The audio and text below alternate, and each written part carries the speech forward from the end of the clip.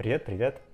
Когда мы шьем, то очень важно выработать для себя хорошие привычки, которые улучшают процесс пошива и помогают избежать травм.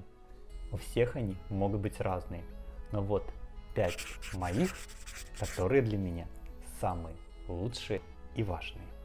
Первое. Всегда, когда мы что-то делаем с иглой, убираем ногу от педали. Надо ли говорить, что это очень важно для безопасности? Мы же не хотим, чтобы когда только поменяли иглу, то сразу она оказалась у нас в пальце. Поэтому только руки тянутся к игле, нога сразу снимается с педали. Второе, тоже из безопасности. Не шьем по булавкам. Когда игла швейной машинки сталкивается с булавкой, то каждый раз есть вероятность того, что она сломается. И это очень опасно. Надо обязательно выработать привычку и не лениться вынимать иголки перед тем, как в это место попадет игла швейной машинки. Третья привычка. Перед началом того, как шить изделие из хорошей ткани, пробуем нитки и шитье на небольшом отрезке. Так можно точно узнать, как подходит натяжение и длина стежка, и не надо будет что-то лишний раз переделывать.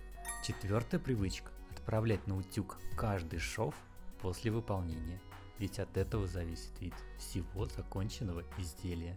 Пятое. Не забываем чистить швейную машинку. Я уже показывал, как делаю это.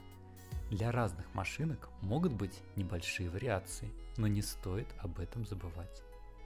И, конечно, у вас могут быть свои хорошие привычки при шитье, о которых я не сказал, или о которых я могу даже и не знать. Поэтому напишите их, пожалуйста, в комментариях. Пусть это поможет и мне, за что огромное вам спасибо, и другим. А если вдруг вы еще не подписались, то подпишитесь, пожалуйста, и поставьте лайк. И я постараюсь вас радовать еще другими интересными видео. Спасибо. Пока-пока.